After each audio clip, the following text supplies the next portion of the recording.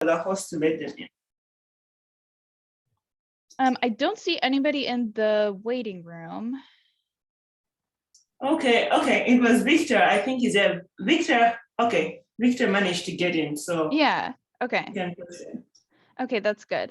Let me turn off the waiting room. That way, if people come in late, I don't have to be monitoring them. And Yeah. I think the link is safe between the people that want to attend too. Okay. Okay, so waiting room is off. So yeah, hopefully everyone else can get in after they get the link in, are able to get in, so they shouldn't encounter the waiting room or any other errors on my end. So okay, so shall we get started? Yes, we shall. Okay, wonderful.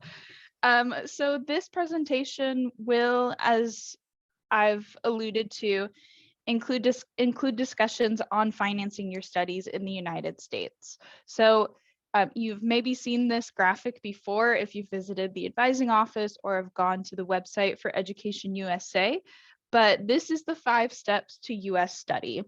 It's a great way to organize getting all the information you need and making tangible intentional steps to study in the United States. So today we will be focusing on step 2, financing your studies, but I will also be talking about finding your best fit and researching your options, as you may have already been familiar with when searching for different colleges and universities. So we will focus on that, but I'm happy to answer any other questions. I will answer most of the questions at the end of the session. So if you'd like, put them in the chat or write them down, or just remember them to ask me at the end of the session. But for now, we'll just try and keep it moving, and so I can share all of the content I've prepared with you for the next 25 to 30 minutes. So yeah, without further ado, let us get started right into the initial step, researching your options in financial planning. So financial planning and doing it as early as possible will be the biggest step you can take to ensure success for planning your studies in the United States. Start planning as early as possible, because some of the scholarships and application deadlines, well, they have deadlines, but they also require you to collect materials or write essays. So starting that planning as early as possible will prepare you for success, to make sure that you're managing all of those moving parts, deadlines, and gathering your documents efficiently. It'll also give you time to research your options. So I know you're interested in Maryville College scholarships, but there's many other scholarships offered through different organizations. Other universities offer their own scholarship structure. So taking the time to research might help you find what school will be the best fit for your budget and the scholarship opportunities. And as I just mentioned, you'll want to evaluate your own budget as well. I'll talk a little bit about evaluating your own finances and how that is a critical part of looking for scholarships and getting started on your financial planning. So we will start there. Once I get the slide to go. So evaluating your finances is going to be a very important step to determine what type of scholarships or schools and universities that you can realistically look into. Education in the United States, even for domestic students and US citizens, expects all of their students to fund a partial to full amount for their higher education in the United States. So that means it's very rare to find a fully funded scholarship, even for domestic students too, that will take care of your tuition, your books, your room, your meal plan, all of the fees required.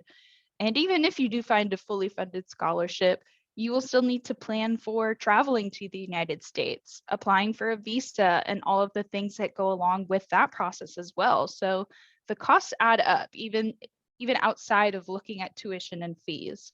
So evaluating your budget and understanding how much that you and your family and your community can afford will help you understand what is next in the process. If you have an idea of what you and your family can contribute, you can start there by understanding how much money that you have saved up or your family is willing to contribute to each year of your studies. And then you can seek help from community members. I know we work with several students that have got a sponsorship or a scholarship from a church that they are a member of, or somebody in their community that wanted to give a blessing to them in the form of a scholarship, which has been very awesome for them to do that. But sometimes that means they have to talk with these people and ask people for funding. So it's a community effort, and it requires you to start that process of asking for funds and understanding how much you can contribute to each year of your studies. Other than that, you'll also need to understand what are your spending habits. I know when I was a college student long ago, I was very frugal in how and did not spend a lot of money because I didn't have that much money to spend. I needed to spend it on my food for the week and paying my fees. So anytime I was able to go with a friend to get a coffee or a tea or something, it it was a self-introspection moment where I had to evaluate, is this part of my budget? So you will need to do that too and understand if you want to take part in eating out or going on a trip to the local amusement park or even traveling in the United States, that you have the funds to do so. So understanding all of these components will help you get an idea of what your budget is. The next step is understanding the types of funding. So now that you've understood how much you and your family and your community can contribute, you can start looking at the different types of funding options available for international students to study in the United States.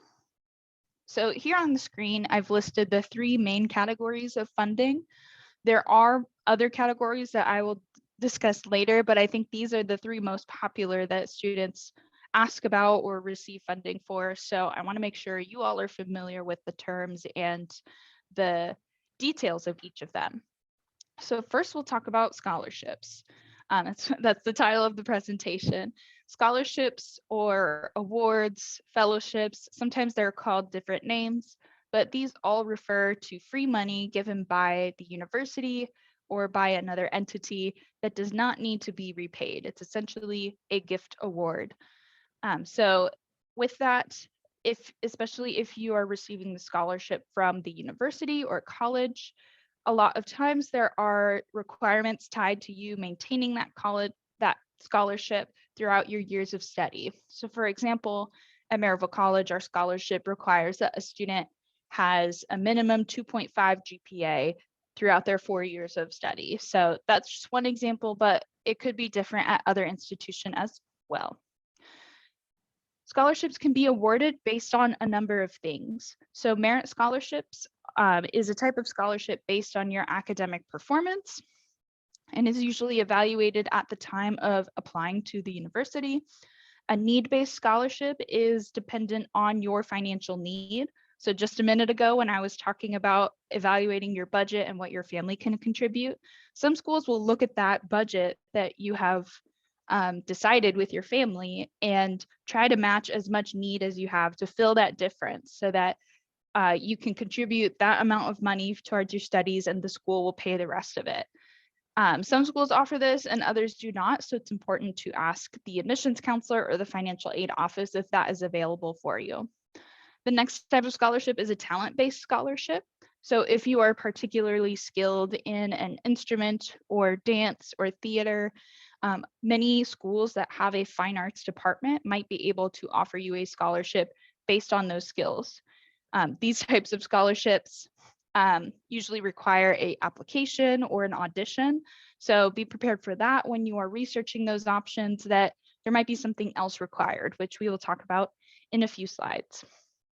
Sponsorships are funds from an individual, group, or organization that can be given to your studies. So as I referred to earlier, sometimes students get funds from their church, and their church can sponsor their studies in the United States. That's just one example, but I have also seen applicants who have worked a job for a long time and their employer is willing to give a certain amount of money to their studies each year so that they can come back to the company and work with those new skills that they gained with their degree in the United States. So with sponsorships, that's something to be aware of as well, is these organizations or individuals may give you this money, but there might be expectations that come with it. So whether it be that you send them a letter every month while you're studying in the United States, or go work for their company upon your graduation. It could be very different depending on what the terms of the funding are and how that person deems the giving the funding acceptable. And last is loans.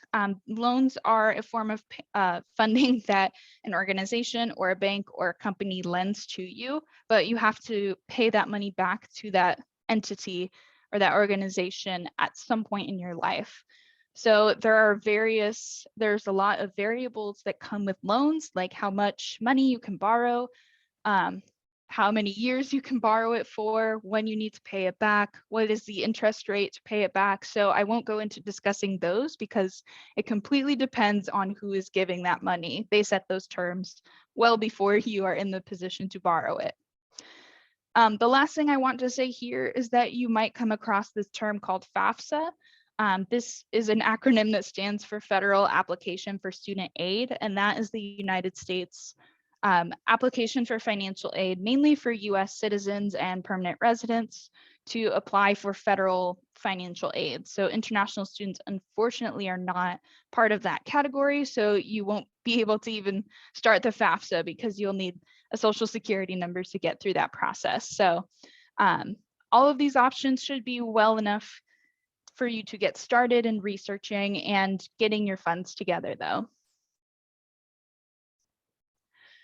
And the next step is to do that research. So now that you've evaluated your budget, you understand the types of funding available, you'll need to look at the type of aid available at each institution, outside of the institution, in organizations, and other factors that might impact your cost of attendance.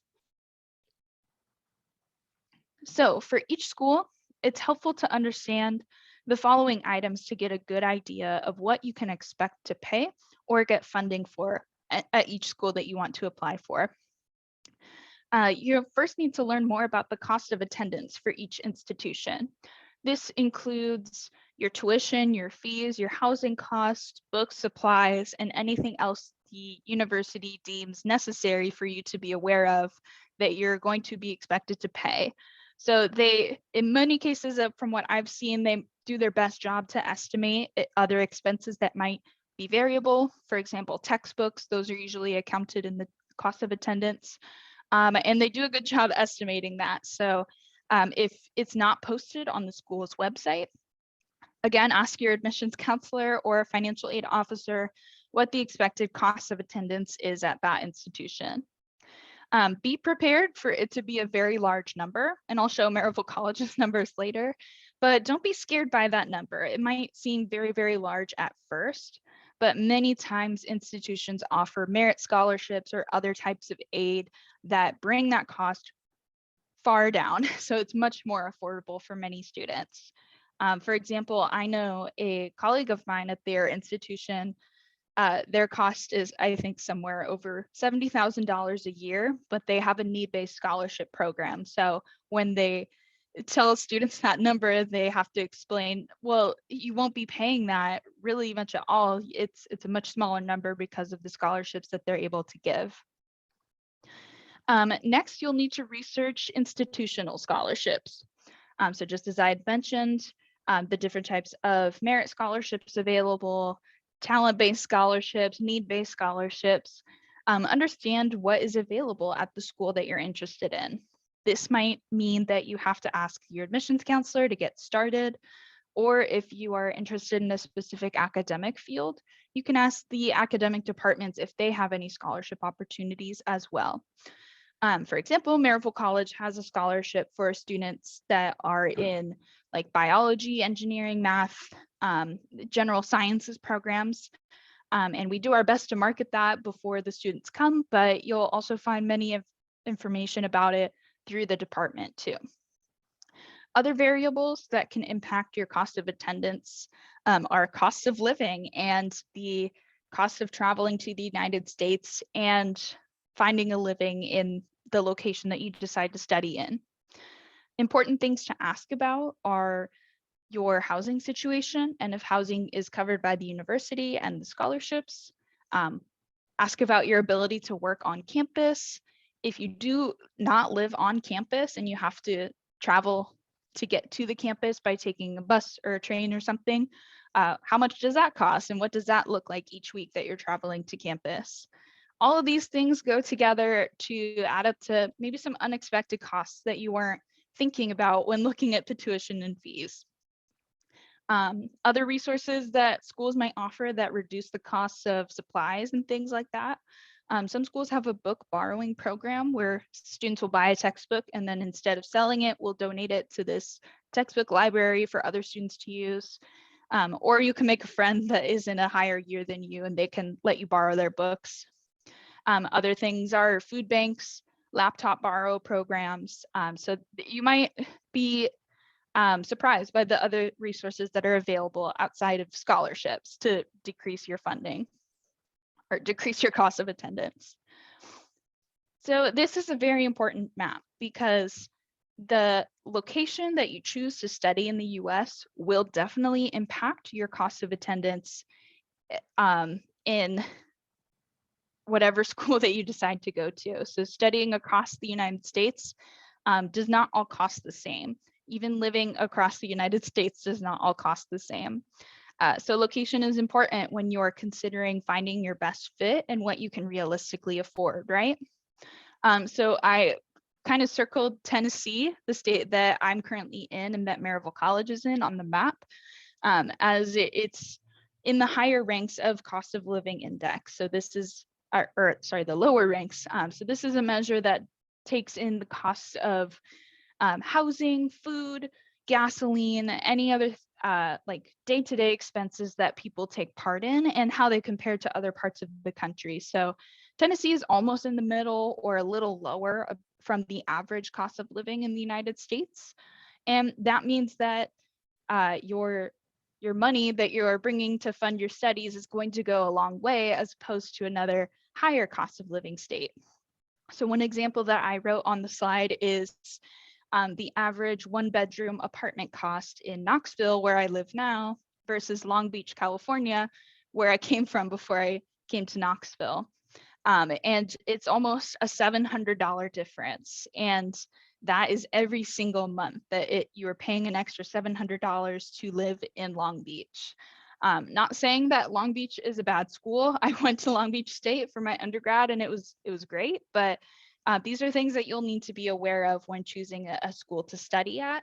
And some of these things are more impacted if you are living off campus, if you have a car, if you, well, those are the only two things I can think of, but so some schools where you're able to live on campus and everything is local might keep those costs down as well, since you're not paying bills and rent fees and things like that. Apart from searching about the individual schools and their locations, take some time to look into external scholarships and resources for additional funding opportunities, right? Take note of all the requirements, the deadlines, the materials you need to collect, the award amounts if you do win the scholarship, and create a plan for how you want to apply to these things. Generally, all of these scholarships outside of an institution require an additional application, and some of them require essays, and those take time to create. So making sure that you're aware of all the deadlines and creating a plan to get there and finish the application is going to make you very successful. And it's also a valuable skill for when you start your studies in the United States. Time management is important, managing different assignments. So think of it as practice for that. When applying for scholarships, these are just some tips that I have to make sure that you are successful when you start creating that plan for time managing your scholarship applications. Excuse me. So first is deadlines. Being mindful of the deadlines and any opportunity of extending the deadlines is going to be very important for you to plan and prioritize your time completing the tasks required of the scholarships. So go ahead and look at the deadlines and use that as a goal for completing all of your materials, but maybe set a few days before so that you feel complete with your scholarship application well before the deadline, just in case anything happens. The next thing you'll need to think about are the materials that you need to collect. Do you need to film an audition tape? Do you need to find a writing sample from your undergraduate studies, for example? And then do you need to write an essay?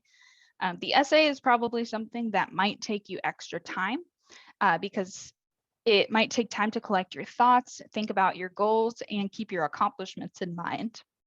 It's also important to take the time to write a good essay and have time allocated to ask for feedback from your advisors or from teachers, English teachers that can help you make sure that your ideas are coming across and you're answering all of the questions on the prompt, on the essay prompt. When writing your essay and showing off your accomplishments and experiences, keep those in mind and be sure to highlight them when you're writing this essay.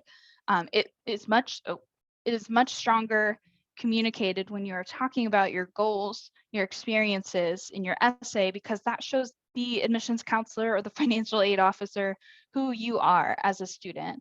So focus on that because you're applying for a scholarship. They already know you're applying for a scholarship. So don't spend any time asking for a scholarship in your letter. Talk about yourself and who you are as a student. Think about your academic accomplishments, your test scores, your class ranking, anything like that. If you have any additional talents that you take part in, like sports or musicals or different clubs that you've started or are members of, any leadership experience or personal experience that has made you who you are today, are all things that you can think about when collecting ideas for your essay. And lastly, the scholarship application sometimes does not stop there. Some scholarships might require an additional interview or screening process to officially award you the scholarship. For example, Maryville College has a scholarship for international students, and we start by asking them to write an essay, but then later there's an interview. And then from those interviews, we select one candidate that is ultimately awarded that scholarship. So most of the time, schools will make sure that you are aware of all of those additional requirements, but it's always good to ask if you're not sure. Other financing tips that I've not mentioned, but I think are worth just naming very briefly that might help you get an idea of what other funding is available. The first is campus employment. So I get this question a lot if students are able to work on campus at our college, and the answer is yes. At Maryville College, we allow students to start working even within their first semester here if they're a degree-seeking student, and there's opportunities for that. But I always tell them that those opportunities sometimes might not be guaranteed. The jobs might not be available, or they're already filled, or the office is just not hiring that. The office is just not hiring that that position anymore. So in some schools, it's not even allowed within your first year of study. That's just dependent on how the immigration officers are interpreting those rules. So good thing to ask about when you're considering a college, but it's also good to note that even if you do work on campus, generally it's not, you won't have enough wages to contribute to your tuition and fees. So realistically, it's going to be a few hundred US dollars that you can either save for the next semester's fees, but in many cases, I've heard that students just use that for their personal expenses. So buying books or supplies or decorations for their room or going to get that coffee with a friend.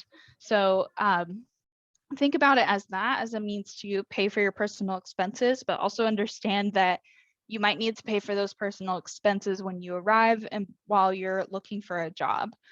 So lots of different complications with working on campus. But one thing to remember is just don't rely on that as your main source of funding. Other things are assistantships and fellowships. They are a type of work on campus that does pay your tuition in many cases. It could be a job like being a teaching assistant, a lab instructor, a tutor, an instructor of a lower level class, or another job like event planning or leading a student organization. There's lots of opportunities. from what I've seen, a lot of these are available at large R1 research universities across the nation. And they're really only available for graduate students. So if you're on this call and you're thinking about graduate studies in the United States, you can look into those as options, since I think they're really great options for funding for graduate school. It's how I was able to get my master's degree with an assistantship like that. Another thing is a payment plan. These don't reduce your costs, but if you're waiting on money to come in, it might break up the payments that you make into more manageable chunks than just paying the out-of-pocket costs at the very beginning of the semester. If you can't do that, pay it at the beginning of the semester. It splits up your payments into monthly payments. So it doesn't reduce them, it just delays them per month. And some payment plans have registration fees that you'll need to be mindful of as well. And the last tip is to always continue searching. If a scholarship is not available this year for you to apply for, there might be an opportunity that it opens up in the middle of the year, or they open up applications again the next year. So continue to be searching if you're wanting more funding opportunities to relieve that burden of funding your education. So how do you search for scholarships and where do you learn more? These are just a small number of resources that you can look at that have great information about looking for scholarships. They have lists of scholarships for international students, lists of scholarships that are offered to people from a certain country. So just lots of resources here. Of course, Education USA and their advising offices are a great help in helping you search for scholarships. And then here's some just other websites that I've looked at personally for scholarships for international students and find some there, but I encourage you to look at them yourself and see what opportunities are available within each one. So I'll come back to this slide if people want to take a screenshot or write them down, but for the sake of time, I will just move on to the second portion, the Maryville College portion. So if you're on this call and may not have heard about Maryville College, I'm just going to talk about it for 2 minutes. We are a small liberal arts college located in the foothills of the Great Smoky Mountains. And our goal today for our students is the same as it was at our founding over 200 years ago, to empower giving citizens and gifted leaders to do great things in their societies and do good on the largest possible scale. The college maintains a connection with the Presbyterian Church USA, but it doesn't mean that you have to attend chapel or there are any religious requirements for entry. It just lays the foundation for us to create an educational experience that helps you become your best possible self in all areas of your life. Our curriculum is a liberal arts curriculum, which means that you will take classes in a wide variety of disciplines and subjects. In order to liberate the mind is where that phrase comes from. But you'll take lots of classes and then ultimately focus on one academic focus, and that will be your major or your program of study that you get your degree in. And with that, we have over 60 academic programs in fields like biology, chemistry, business management, marketing, international business, theater, music, environmental studies, and many more that I can't think of, but these are generally the most popular for our international students. And because of these opportunities, the different classes, the small campus cohesive environment, and the dynamic opportunities that are available outside of Maryville, it's been ranked as one of the best places to live and study in the Southern United States. Tennessee itself is a growing economy, and especially in our location in East Tennessee, there's many businesses that are coming here and laying their factories or their headquarters so that there's lots of opportunities for you to work there or have like an OPT experience when you study in the United States, which is a great resource. So where is Maryville and what is Maryville? Maryville, it's a small, friendly suburban town about 20 minutes away from Knoxville, Tennessee. So we're not a big city, but we're near a big city. And it's a great option for students that want both a suburban environment or away from the hustling of the city life, but the city's still available for them to travel to if they want to visit. Maryville is very close to the Great Smoky Mountains, as I have alluded to, which gives us great opportunities to engage with nature and to explore the natural world around us. Our college even has 140 acres of campus woods that are just next door to our campus that are open for use for all students, staff, faculty, and the public to use. So it's like a mini Smoky Mountains just on our campus, and it's awesome. The location, like I've said, is a growing industrial headquarters. So we have partnerships with companies and organizations like Oak Ridge National Lab, the national parks nearby and state parks, Denso, Nissan, Whirlpool, Amazon is coming soon. And all of these are able for us to connect you, the student, to those job opportunities. Maryville College and our Career Development Center have strong connections to the industries in the area and are happy to make those connections for you. And then I'll come back to talking about the application. No, I'll talk about it now because then we'll talk about the scholarships, but our application is free to apply. We just ask that you submit or fill out the application, submit your transcript, any national exam scores that you have, and English proficiency documents. For Ugandan students, the English proficiency requirement is waived. So actually you will not have to submit any Duolingo or IELTS or TOEFL scores if you are a citizen of Uganda. So that's good news for some I wanted to share. We are SAT and ACT optional. So if you have scores, you can submit them and we will look at them. If you don't have scores, that's okay. We will look at the remainder of your documents. And then I'll talk about our scholarships now, since that's the last two lines. So Maryville College has two main types of scholarships that we offer our students. The first is merit scholarships. So as I was referring to earlier, these are based on your academic rigor and talents and is awarded at the time that you are admitted to the college. So if anybody has applied already, you might have already got your admission letter with your scholarship letter, but if not, once you're admitted, you'll know exactly what amount of merit scholarship that you are to receive. They're worth between $20,000 and $26,000 per year, and they are given to all admitted students. So if anybody's admitted, they are going to get at least $20,000 in scholarships, which is a pretty substantial discount in my opinion. They're awarded based on things like your exam results, your school transcripts, letters of recommendation, your class ranking, a school profile, all things that lend to your ability in the classroom and as a student. There is no additional application required for this. So all students that apply to our college are automatically considered for these merit scholarships. So that's the easiest situation that you can apply for a scholarship for. The next category is competitive scholarships. So competitive is just another word for these scholarships are not offered to everyone. They normally only give one per competitive scholarship category, and they require a rigorous application process to be considered for it. So our competitive scholarships are worth between $1,000 and up to the full tuition amount, which is over $36,000. So lots of range here. And if you see our scholarships sheet, you'll see that. Many are full tuition and many are just $1,000 or $2,000.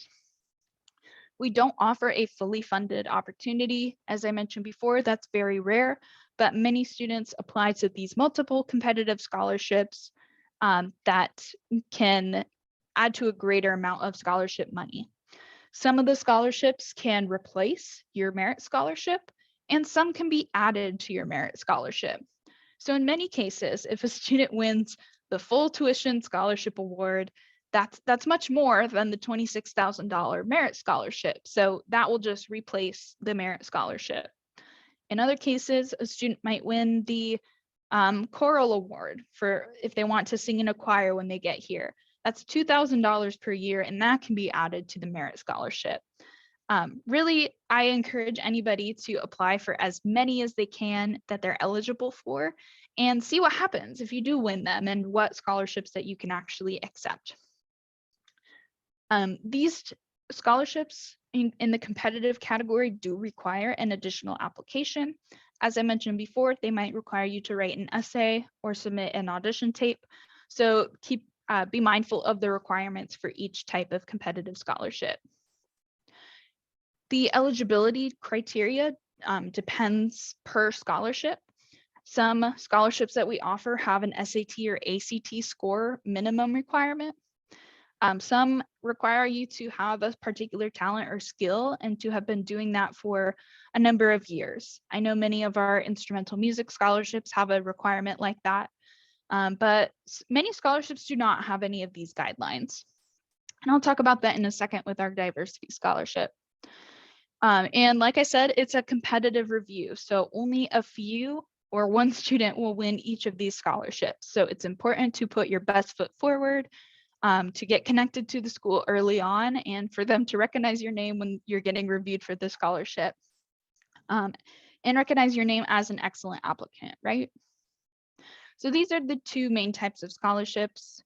Oh, and I already said that in review or audition. An additional screening might be required. So these are the main two types, and I'll come back to these if we have any questions about them. But I want to take some time to talk about the International Diversity Scholarship and talk about our annual cost of attendance too, because I think I just got a question about that. So the International Diversity Scholarship is our highlighted scholarship for international students. This is a scholarship for students that have a demonstrated academic success, leadership ability, or any other experiences that have made them a leader in their community or school setting. Like I said, additional application requirement. We require students to answer some essay questions at the time of that application and to submit a resume and a letter of recommendation. After that point, if the student is selected to move further in the process, we offer them an interview where we are able to talk with them and ask some questions over Zoom or Skype. This is only available for freshman applicants for fall. So I forgot to mention it when we're talking about Maryville College, but we only offer undergraduate degrees. So this is an opportunity just for our first year applicants, and has some requirements to maintain eligibility. You're required to work with our staff 2 hours a week, to maintain a B average GPA, and a couple of other things, but they just align with what you're normally doing on campus anyways. So this scholarship has a deadline of January 15th, 2022. So there is still time to apply for it if you are considering fall 2022 entry. But many of the other competitive scholarships at Maryville College may not be accepting applications anymore. So I know there's a few that had a December 1st deadline, but there's some that are still accepting applications. So you just saw this graph about the annual cost to Maryville College. So I've listed the tuition and fees, the cost of the housing and meal plan, and then our estimated personal and miscellaneous expenses category. So that last category, the estimated personal expenses category, includes things like books, personal supplies, and the international student health insurance that is required.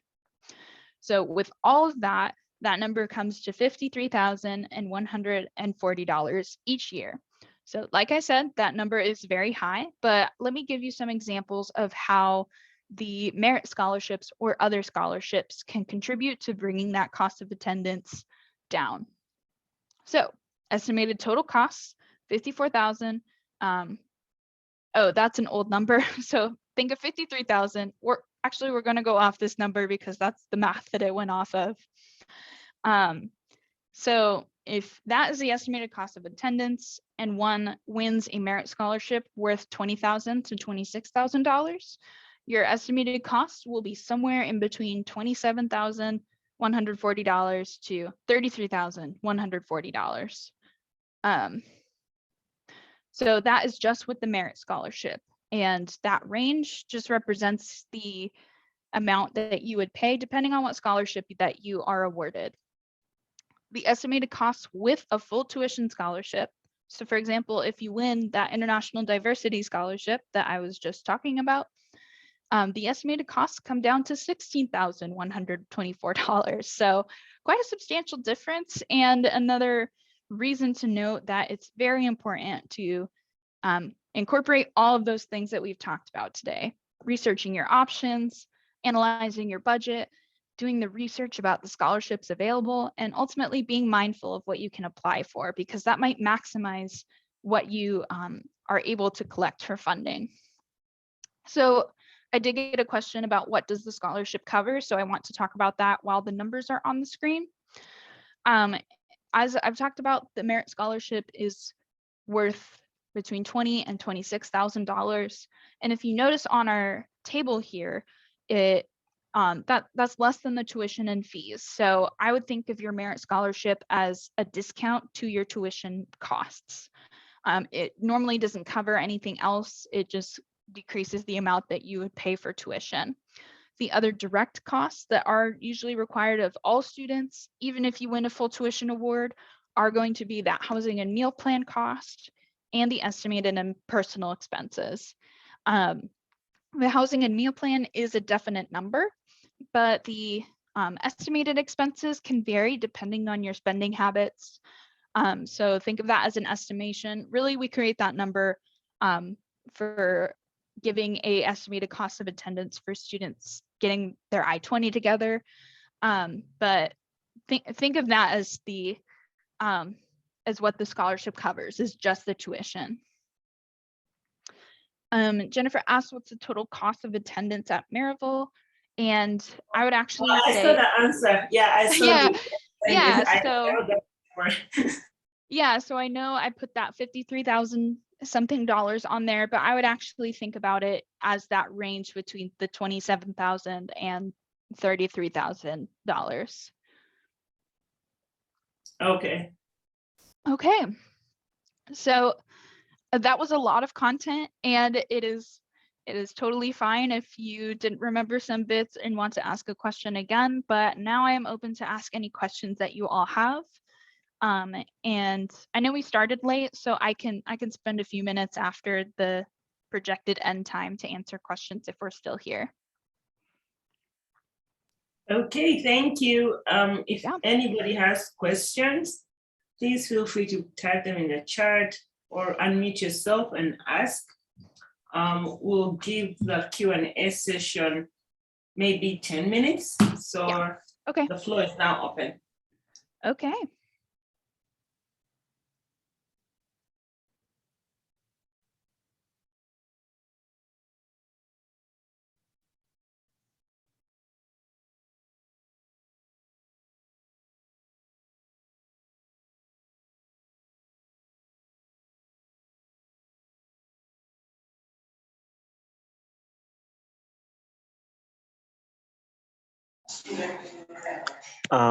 Thank you so much, Lasson, for such an amazing presentation and an insight of Maryville University.